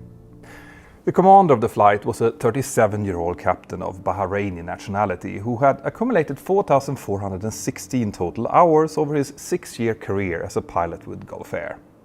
He had originally joined the company as a flight engineer cadet at the age of just 17 back in 1979, and he then spent several years as a flight engineer on the Lockheed L-1011 before being promoted to first officer in 1994. After that, he was then transferred over to the Boeing 767 later that same year, and then further on to the Airbus A320 in 1998. Back to the 767 in 1999, and then finally again back to the Airbus A320 in January of the year 2000. He was then promoted to captain on the Airbus A320 on June the 17th that same year, but he subsequently took 3 weeks of vacation between July the 30th and August 19th, so as a result he had only accumulated 86 hours as a pilot in command by the time of this flight. Most pilots who had flown with the captain described him favorably, but he had only narrowly passed his upgrade check ride back in April after receiving some poor grades on 2 different emergency maneuvers. Some pilots also said that he had a tendency towards overconfidence and occasionally reacted poorly to suggestions from his first officers. Speaking of which, working as his first officer on this day was a 25-year-old Omani national who had only been flying the Airbus A320 for Gulf Air since April that same year, which meant that he had only accumulated a total of 608 hours. Now, his training record was quite spotty, and in fact he had initially failed his Airbus A320 proficiency check back in October of 1999 after receiving D grades on 7 different items, including VOR DME approaches, normal landings, as well as automation technology. Captains who had flown with the first officer described him as timid, meek and slightly reserved, albeit keen to learn. And they also mentioned that he had shown some difficulty with handling unfamiliar situations, that he didn't ask clarifying questions and might hesitate to challenge the captain. One instructor had deliberately tested the first officer on that point by exceeding the taxi speed limits on purpose during a simulator session, just to see if the first officer would say something. But he didn't. It should also be mentioned that despite being very new to the job, the first officer already had a previous incident on his record. In January of 2000, while the first officer was undergoing line training under supervision, the aircraft he was flying had struck debris during takeoff from Abu Dhabi and was subsequently unable to pressurize. An internal Gulf Air investigation into that incident found that the flight crew displayed poor airmanship and awareness during the emergency, and the first officer ended up being sent for 2 days of remedial training because of this. Now, I want to really emphasize here that this is how an airline should react if knowledge deficiencies are found out. You see, providing extra training and then possibly following up with some extra line checks is standard procedures when a pilot has committed errors that weren't done on purpose. That really just forms part of a just culture where people shouldn't be punished if they've done something but they didn't mean to. Anyway, despite the first officer's record, he had now been placed with a very new captain with little command experience, and that would not happen at most major airlines today. Now, Gulf Air did have a probationary period for new captains, during which time they couldn't fly with inexperienced first officers, but this period originally lasted only 40 flights, and in 1999 the company had then cut that down even further to just 20 flights. So at the time of this flight, there were no restrictions on who this captain could fly with. Now, if it seems strange to you that Gulf Air would roll back a safety measure, you wouldn't be alone in thinking so. Now, Gulf Air was originally a subsidiary of the British Overseas Airways Corporation, the forebearer to British Airways, until in 1973, when a majority stake was purchased jointly by the governments of Bahrain, Qatar, Oman and the Emirate of Abu Dhabi, which later became part of the UAE. The airline then acted as a joint flag carrier for all of those countries, with routes stretching from New York to Australia. Officially, the airline was registered in Oman, placing it under the authority of the Oman Directorate General of Civil Aviation and Meteorology, or DGCAM, while its chairmanship was rotated yearly between nationals of its stakeholder countries. During the 1990s, Gulf Air then started to encounter some financial difficulties, and that's where things started to take a very unfortunate turn. Records from the Oman DGCA show that during this period, regulators sent numerous letters to Gulf Air concerning violations by the airline, many of which received no reply or was just inadequately corrected. Gulf Air was subsequently sanctioned repeatedly for violations in areas ranging from flight operations, duty time limit exceedances, flight training and record keeping, among many other things. And these sanctions included restrictions of its extended twin-engine operations, or ETOPS authorization, revocation of its right to carry out 3-engine ferry flights on its 4-engine Airbus A340s, as well as suspension of several flight crew licenses. DGCA inspectors assigned to Gulf Air noted that the airline had no crew resource management training program, no quality management program, no safety awareness program, and were also lacking several other critical items required under the Oman civil aviation regulations. Now, not only was communication with Gulf Air on these issues drawn out and difficult, a later audit also found that the company expressed opposition to the existence of many of these regulations in the first place. In fact, during this time, instead of trying to comply, the company was actively reducing the number of safety programs that they had in place. For example, back in 1992, Gulf Air had started an in-house CRM training program in order to improve teamwork in the cockpit, but that was then discontinued in 1996 and replaced with nothing. The airline's human factors manager tried to organize a new CRM training program, but was totally unable to make any progress, so he just resigned, only for his replacement to come across the very same problem. Now, what all of this shows us is that Gulf Air's management seemed to have a really problematic attitude towards flight safety. And it looks like Gulf Air executives might have been viewing safety as a cost to be minimized, instead of recognizing that safety programs like these tend to save money in the long term. As the saying goes, if you think safety is expensive, try having an accident. Now, in 1999, Oman then introduced a requirement for all airlines in the country to have CRM training programs, at which point Gulf Air basically just complied and contracted a third party to implement one by May of 2000. But then a contractual dispute delayed its development, and by the time of this flight, the training still hadn't started yet. That meant that since both pilots of Flight 072 were trained ab initio in-house by Gulf Air, neither had ever received any real CRM training, which is a fact that is going to become super important to this story. But that wasn't the only crucial training that they had missed. Gulf Air also didn't include normal go-arounds in its recurrent simulator training program, nor did it provide pilots with continuous simulator training on how to respond to ground proximity warnings. And that's also worth remembering here.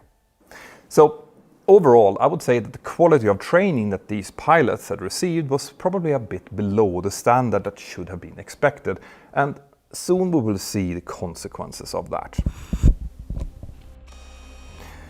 Back in Cairo, while the pilots were preparing their aircraft for departure, the 6 cabin crew oversaw the boarding of the flight's 135 passengers, eventually leading to a total of 143 souls on board.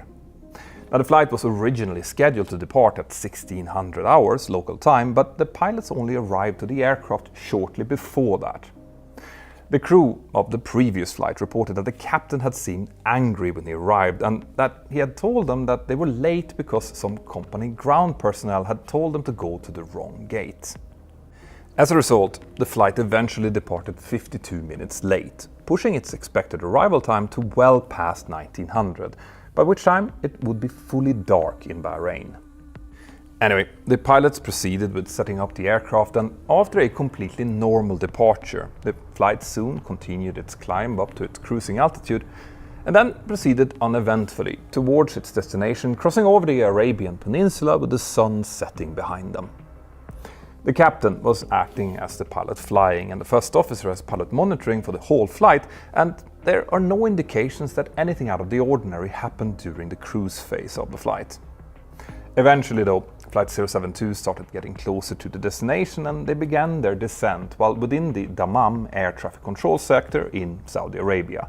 And this is where we will pick up the sequence of events at time 1921 as the aircraft descended through 14,000 feet.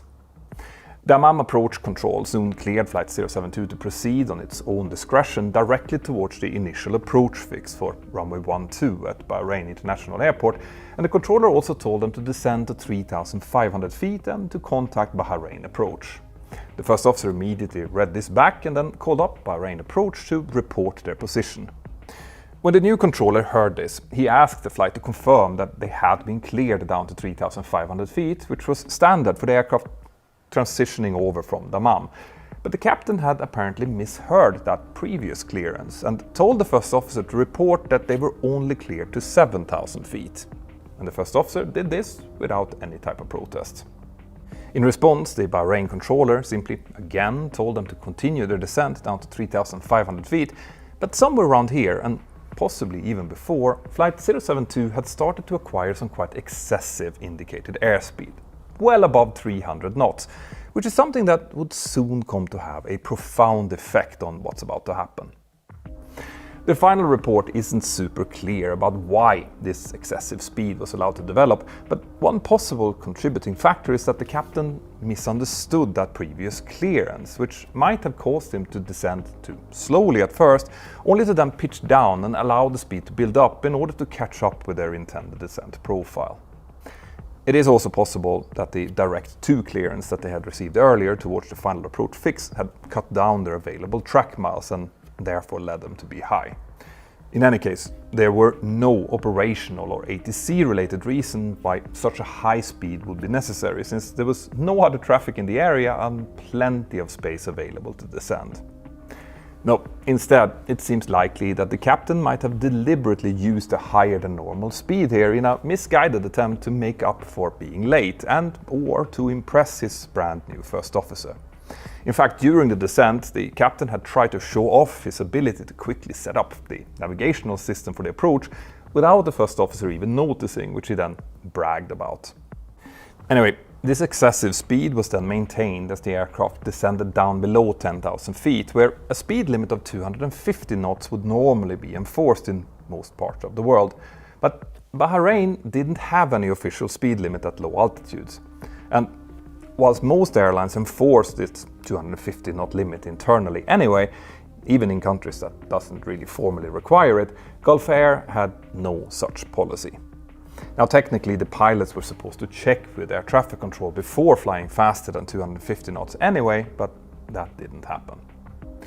Instead, the flight was now cleared down to 1,500 feet, and at time 1925 the captain started maneuvering to intercept the final approach fix for the non-precision VOR DME approach to Bahrain's runway 12. A VOR DME approach uses a very high-frequency omnidirectional range radio beacon to define the approach course, which the pilots then can use and track with their instruments to align precisely for the runway. The VOR doesn't provide vertical guidance like an instrument landing system does, so instead the pilots will track their distance from the airport's distance measuring equipment, or DME, and then start their descent at predetermined distances according to the approach charts. In bad weather, a VOR DME is less precise than an ILS and can therefore be a bit trickier to fly, especially in bad weather. But on this day, the weather wasn't an issue at all, since the visibility was almost unlimited. According to the approach chart for this particular approach, Flight 072 would need to use the VOR to align with the runway at a minimum distance of 9 nautical miles from the DME station and at a platform height of 1,500 feet. In this case, the DME station was situated 2 nautical miles beyond the far end of the airport, so if you want to compare DME distances to the remaining track miles to the runway, you have to subtract 2. Now that's not super important for this story, but just something that I wanted to mention in order to avoid some confusion as we continue. Now, after aligning with the VOR at 9 DME, the chart called for level flight at 1,500 feet until reaching 7 DME, at which point the pilots could initiate a steady descent down towards the runway. According to Gulf Air's standard operating procedures, when flying a non-precision approach like this, the pilots had to configure the aircraft fully for landing before reaching the final approach fix, which in this case was that 7 DME point. Since non-precision approaches are generally more complicated to fly and require more focus, most airlines at the time had this SOP to enable the pilots to fully focus on the navigation once the descent was initiated. For the Airbus A320, that meant that the flaps needed to be set to full, the landing gear needed to be down, and in this case, they also needed to maintain an altitude of 1,500 feet prior to the fix. On top of that, the indicated speed could not be more than 5 knots below or 10 knots above the calculated approach speed, which for Flight 072 was set at 136 knots. If these parameters were met, well, then the approach would have been allowed to continue, at least down until something that we refer to as the approach gate. Under the stabilized approach concept, an approach is considered stabilized if, upon reaching the approach gate, the aircraft is in the landing configuration, the thrust levers are set correctly, the speed, course and altitudes are correct, and only minor control inputs will be needed in order to land in the touchdown zone. At Gulf Air, that approach gate for a VOR DME approach was at 1,000 feet above the runway, which would normally be reached at just above 5 DME on this particular approach, meaning about 3 miles from the runway. Now, the correct thing to do is to go around if the company's stabilized approach criteria can't be met by the approach gate, but Gulf Air's manuals just said that the pilots should consider going around in that scenario, which seems to imply, improperly of course, that the pilots had a choice to continue instead. Anyway, we don't know exactly how much that particular issue had any influence here, but what we do know is that it should have been obvious from a very early stage that this particular approach would not be stabilized by 1,000 feet. During the descent, the captain extended the speed brakes a couple of times in order to try and slow the aircraft down, but he didn't use them to their fullest extent. And by the time the pilots had intercepted the landing course at 9 DME, they were still at 1,873 feet instead of the required 1,500 feet, and their airspeed was still at an absolutely insane 313 knots.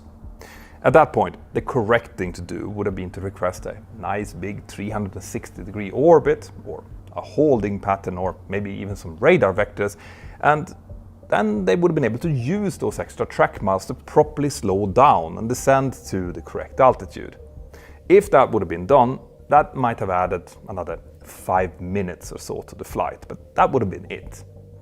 But the captain didn't want to do that. In fact, these pilots never even discussed that possibility. Instead, the captain simply extended the speed brakes again and continued barreling onwards towards the final approach fix without saying anything about how he was going to deal with the situation. One of the consequences of flying at such high speeds is that the timeline where you need to act and do things during the approach becomes really compressed. And that can make it really easy to fall behind the aircraft and therefore make the situation even more complicated. The first officer's job here, since he was pilot monitoring, should have been to point out that the approach was unlikely to succeed and suggest an alternative course of action, or at least express that he was uncomfortable with what he was seeing. But this poor first officer, who, remember, had no CRM training to teach him strategies for speaking up, just remained silent. In fact, at no point during this flight did the first officer do anything except respond to instructions from the captain and read checklist items. He never provided any original input, and the captain never really asked for any either. That left the captain basically flying solo, which is not what you want in the type of high workload situation that can develop when you're too fast on approach, as we will soon see. Anyway, as Flight 072 approached the final approach fix at 7 DME, the captain now instructed the first officer to report that they were established on the VOR DME approach. And when he did, the Bahrain approach controller responded by handing them over to the tower controller, who immediately cleared the aircraft to land. The first officer read this back, and Flight 072 now passed the final approach fix at 7 DME, which meant that the captain could start descending down towards the runway. At this point, the plane was not in the approach configuration at all.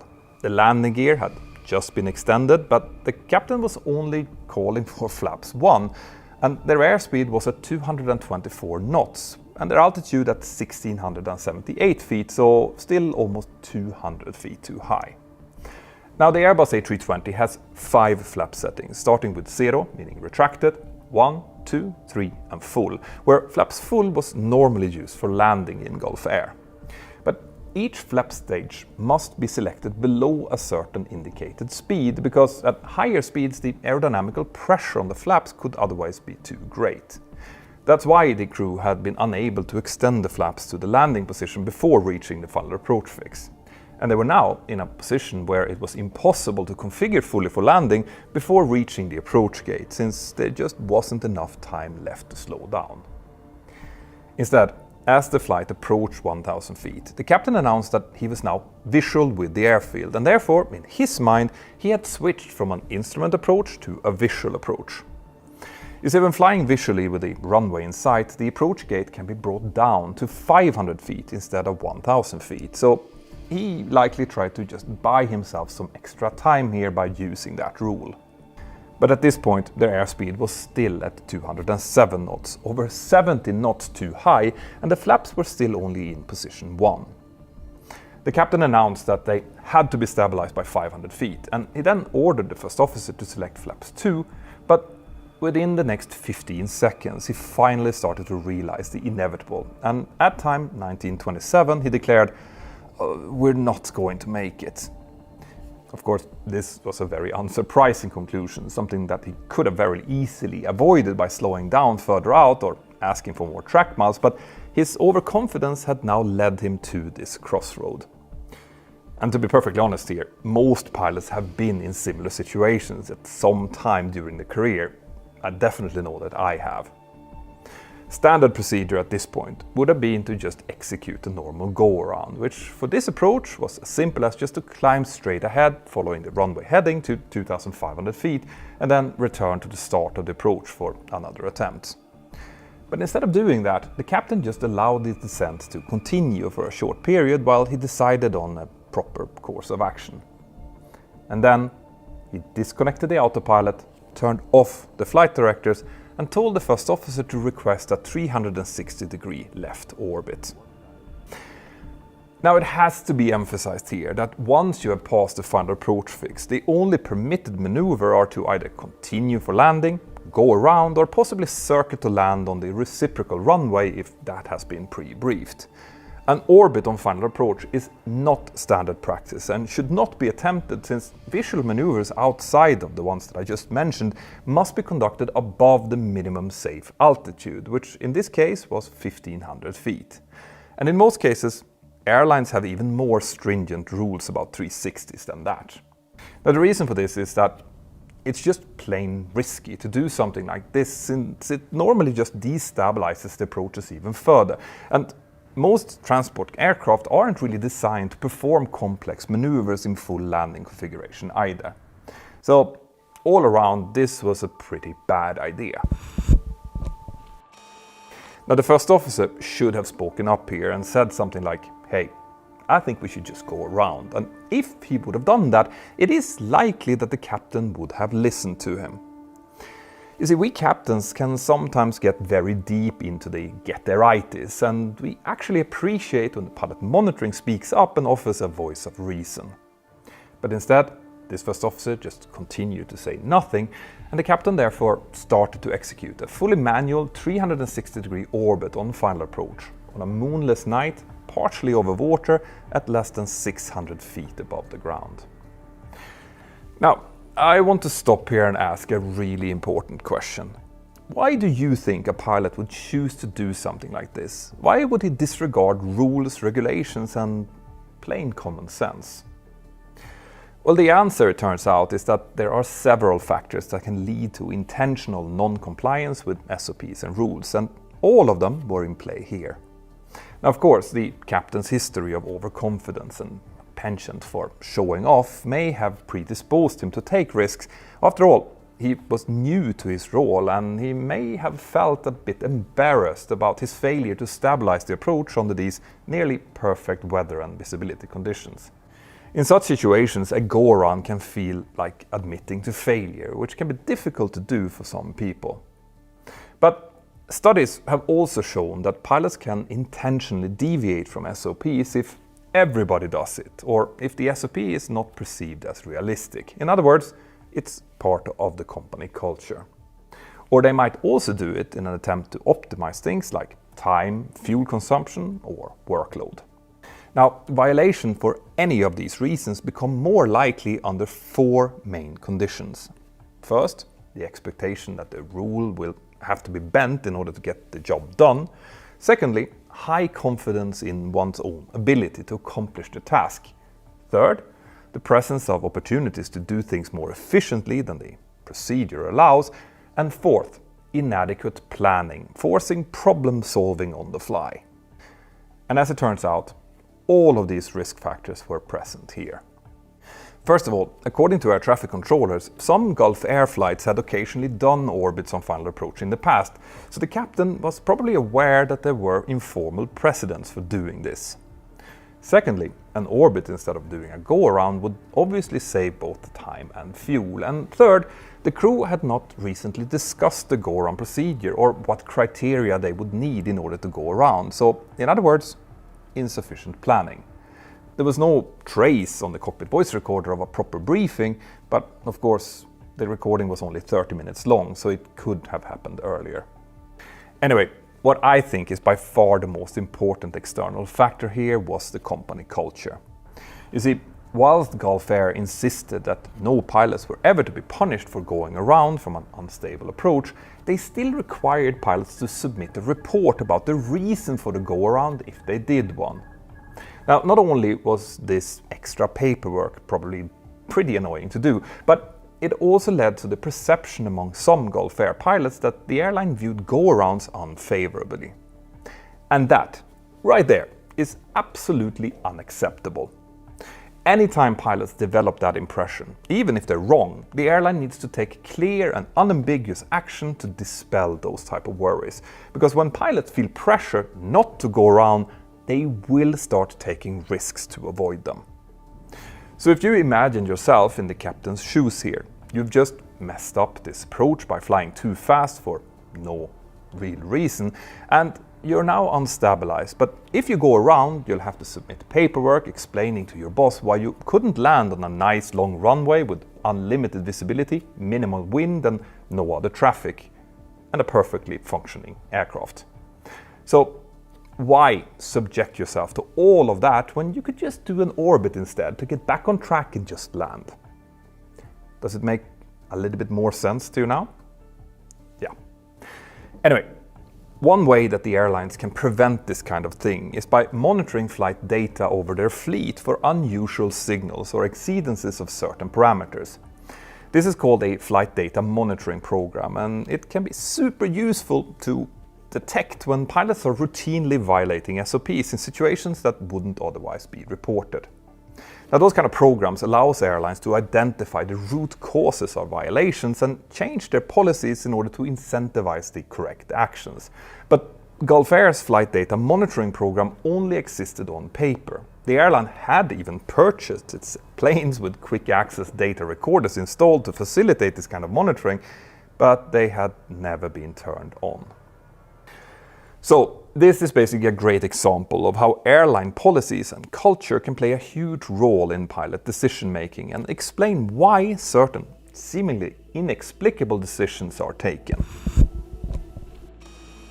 Anyway, in the Bahrain control tower, a trainee controller was operating the tower position under supervision when Flight 072 called up to request that orbit.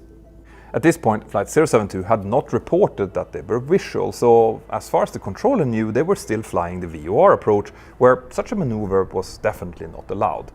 So strictly speaking, the controller should have denied this request and just ordered their flight to execute a go-around instead, but both the trainee controller and his supervisor didn't really recognize the problem and instead just approved the request for that 360 turn. So the captain now finally started turning left to begin the orbit, while positioned just 0.9 nautical miles short of the runway threshold, which is just insane. At this point, their altitude was still 584 feet, with an airspeed of 177 knots, meaning that they were still over 100 feet too high and 40 knots too fast. As the captain held the plane in the turn, he told the first officer to first select flaps 2, then flaps 3, and then finally flaps full, and after having done that, the first officer called out that the landing checklist was now complete. The captain was now flying the plane manually in full high-drag landing configuration, which was quite difficult because even the fly-by-wire Airbus A320 doesn't handle very well with full flaps in level flight and in a turn. And to make matters even worse, Bahrain Airport is located on a small island in the Persian Gulf, so as the left turn progressed, the airplane soon passed over the airport and out over the water, which was pitch black, since the sun had set and the moon hadn't yet risen. Since the captain had turned off the autopilot and the flight directors, he was now flying visually, and he soon found himself forced to glance back and forth between his instruments and out the window in search for a reference point. The flight data shows that he was having difficulty controlling the plane in both roll and pitch, and he might have started to become disoriented already at this point. During the orbit, their altitude fluctuated wildly from as low as 332 feet to as high as 965 feet, and they repeatedly exceeded the normal 25-degree maximum bank angle, reaching a maximum of 36 degrees of left bank. In the tower, the controllers were somewhat concerned by Flight 072's erratic flight path, but as the flight neared the runway centerline, the tower reissued the landing clearance anyway. At that moment, the first officer declared runway in sight as the airport lights became visible again off to their left. And when catching sight of the lights, the captain instinctively leveled the wings in order to regain his bearings and determine his position relative to the runway. But he did so way too early. The airplane was now flying almost 90 degrees off the approach course, soon passing abeam the runway threshold, which was near their 10 o'clock position. The captain started cursing and announced, "We overshot it!" at which point he resumed the left turn and also started pushing the thrust up.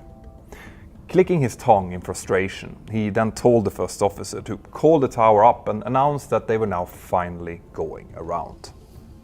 At the time the go-around was initiated, the captain was probably already somewhat disoriented and definitely quite stressed, not only by the difficulty of the maneuver, but likely also by his failure to achieve the intended goal. So far, everything the captain had tried only seemed to make their situation worse, and now that he had finally decided to bail out, he found himself doing so from a highly abnormal position. When we humans are under a lot of stress, the likelihood of making errors increases significantly, and sometimes those errors compound, making the situation more stressful, which makes errors even more likely until things start to spiral completely out of control. And that is exactly what now happened over the coming 55 seconds. Now, during a go-around, the pilot should apply go-around thrust, pitch up to about 15 degrees, retract the flaps to position 3, verify positive climb, and then retract the landing gear. These are memory items, so the pilots need to know them by heart. But in this case, not only did Gulf Air pilots not practice normal go-arounds in recurrent simulator training, the high stress and their unusual position relative to the runway would likely have made it more difficult for the pilots to recall those memory items while still trying to maneuver the aircraft. Initially, the captain started pulling back on his side stick, reaching a pitch up of almost 14 degrees, but instead of holding it there, he then started steadily, likely instinctively, pitching the nose back down again, below 10 degrees as he continued the left-hand turn. Meanwhile, he also called for go-around flaps, and at the same time, in response to the first officer's go-around call, the tower asked if they would like radar vectors back for another approach. The captain answered yes, and the first officer replied as such, whilst also moving the flap lever back to position 3 like the captain had asked for. The captain then also called for the gear to be retracted, and the first officer complied, but the aircraft still continued turning left, past the runway centerline, instead of following the published go-around procedure, which was to follow the runway heading straight ahead. Now, we don't know why that happened, but it might have been in anticipation of the imminent radar vectors back onto the approach, or the captain was now getting so task-saturated that he was missing that the aircraft was still turning.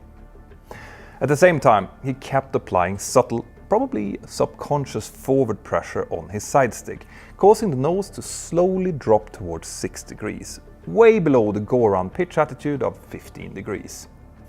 It's worth noting here that during a go-around with the flight director engaged, the flight director overlay on the primary flight display would have indicated the target pitch angle of 15 degrees. But because he had turned the flight directors off during the orbit, there was now no target pitch shown. Most likely the captain was not even aware that he was making these nose-down inputs, because he would have been focused on turning the plane and calling for the go-around configuration. And what happens when an aircraft starts pitching down with go-around thrust set? Yes, it starts accelerating. Now, in a disoriented state, an increase in forward acceleration can feel very similar to an increase in pitch.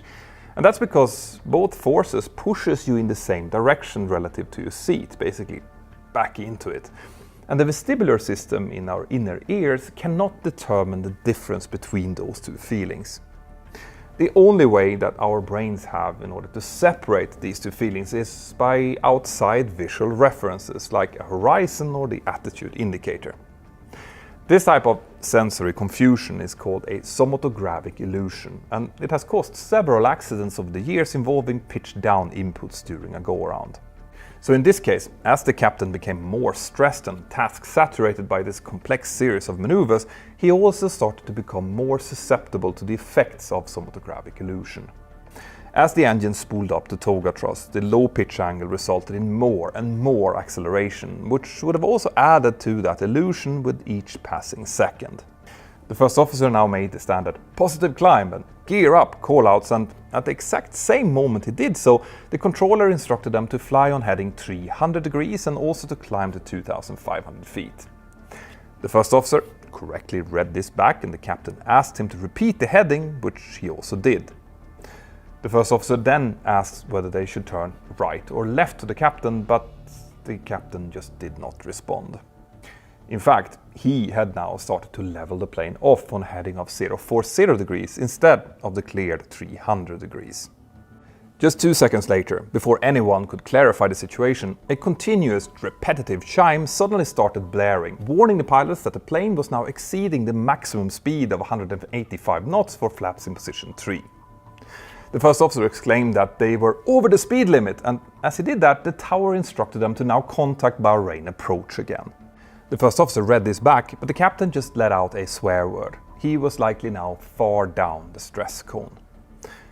As all of this was happening, the aircraft proceeded out beyond the limits of Bahrain Airport and towards the pitch-black Persian Gulf. And that suddenly meant that the captain would now only see a complete blackness outside of his windows.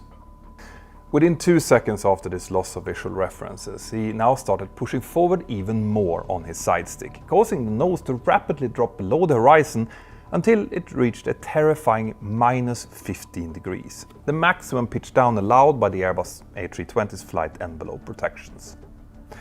The timing here was not coincidental, as the loss of visual references greatly increases the effects of somatogravic illusion.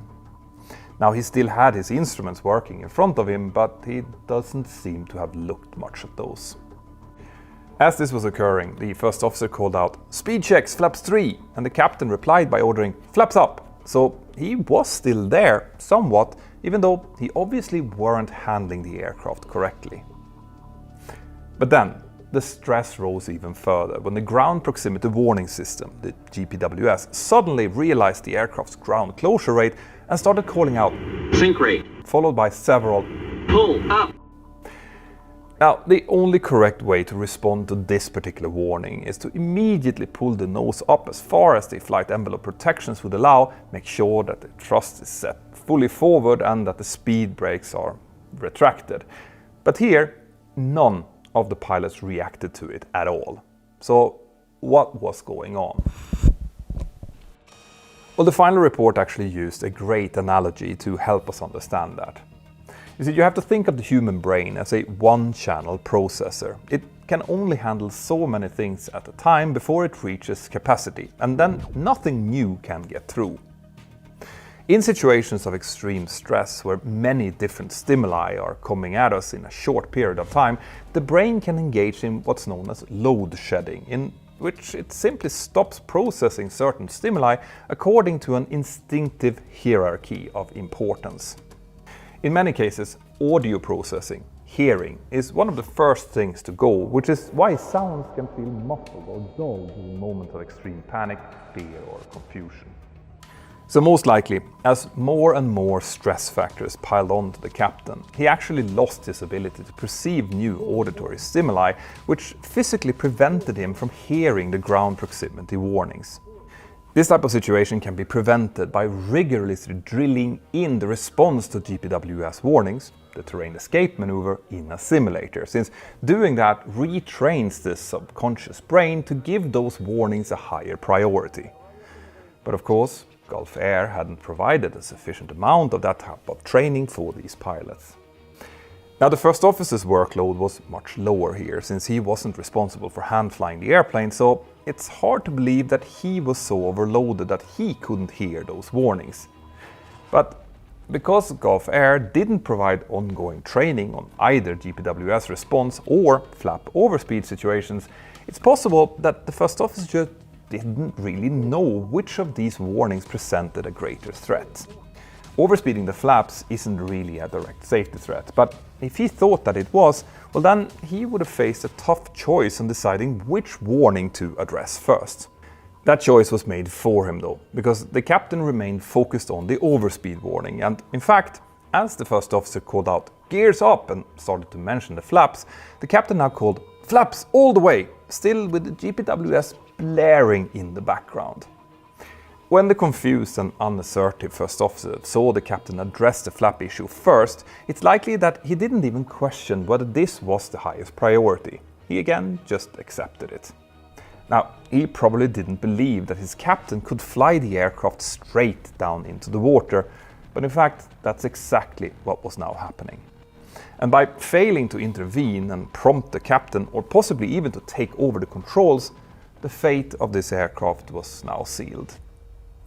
In the final seconds, the captain started pitching up slightly, but this was most likely a reaction to the captain's own disorientation rather than to the GPWS warnings. The last word on the cockpit voice recorder was the first officer announcing that flaps 0 had been set, and then it was all over. 2 seconds later, with nose down pitch of 6 degrees and an airspeed of 282 knots, Flight 072 slammed into the Persian Gulf, completely destroying the airplane, and all 143 souls on board were instantly lost.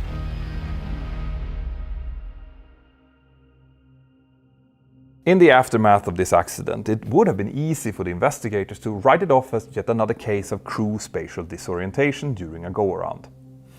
There have since been several tragic accidents of this type where a pilot becomes disoriented and makes nose-down inputs during a go-around, including, but not limited to, Fly Dubai Flight 981 in 2016, Tatarstan Airways Flight 363 from 2013, and Armavia Flight 967 back in 2006, which I have previously shown on this channel. But to the investigators' credit, this investigation examined not only all of the factors that led to the flight crew's loss of situational and spatial awareness, but also the reasons behind the bad decisions that got them there in the first place. Intentional deviations from SOPs can seem in the moment like a good idea, but it's normally very hard to accurately assess the risks associated with leaving the safety net that those procedures provide. Especially in situations where the margins are already thin, like during a landing or a go-around. Once we stop operating inside of those defined procedures, we risk getting ourselves into very complex and unanticipated situations that might exceed our ability, no matter how skilled we believe ourselves to be. But what this investigation clearly showed was that this was much more complex than just pilots disregarding rules. Nobody violates this many SOPs in a vacuum.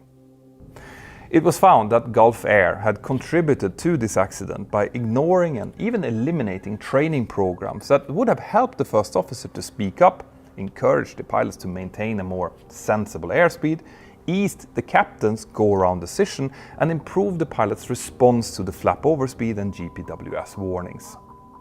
The airline also failed to implement policies that could have avoided the pairing of two weak and inexperienced pilots together, as well as programs that could have monitored their own flight operations to find any worrying trends. In the aftermath of the accident, several key personnel at Gulf Air and the Oman DGCA resigned, and contractors were brought in to help overhaul the airline's entire safety culture. Gulf Air temporarily suspended its instructor appointment and its ab initio training program in order to make major improvements to both processes. And the airline also introduced CRM training, more training on go-arounds, new procedures related to speed management and the stabilized approach concept, as well as visual maneuvering. They also moved to ensure that pilots would no longer perceive pressure to avoid go-arounds, and they installed an Airbus-approved modification that causes the flight director to automatically re-engage when go-around mode is activated. The anti-safety mindset that once plagued Gulf Air's top management was purged during several periods of leadership turnover, which involved a major scaling back of the company's operations as all countries except Bahrain rescinded their joint ownership. Gulf Air still exists today as the flag carrier of Bahrain, but since the tragedy of Flight 072, it hasn't had any more serious accidents. Now, if you like this story, then you should definitely watch this video next. And make sure that you also follow us on Spotify and join us on Patreon. I would love to see you in my next hangout. My name is Petter Hörnfeldt and you're watching Mentor Pilot. Have an absolutely fantastic day and I'll see you next time. Bye-bye.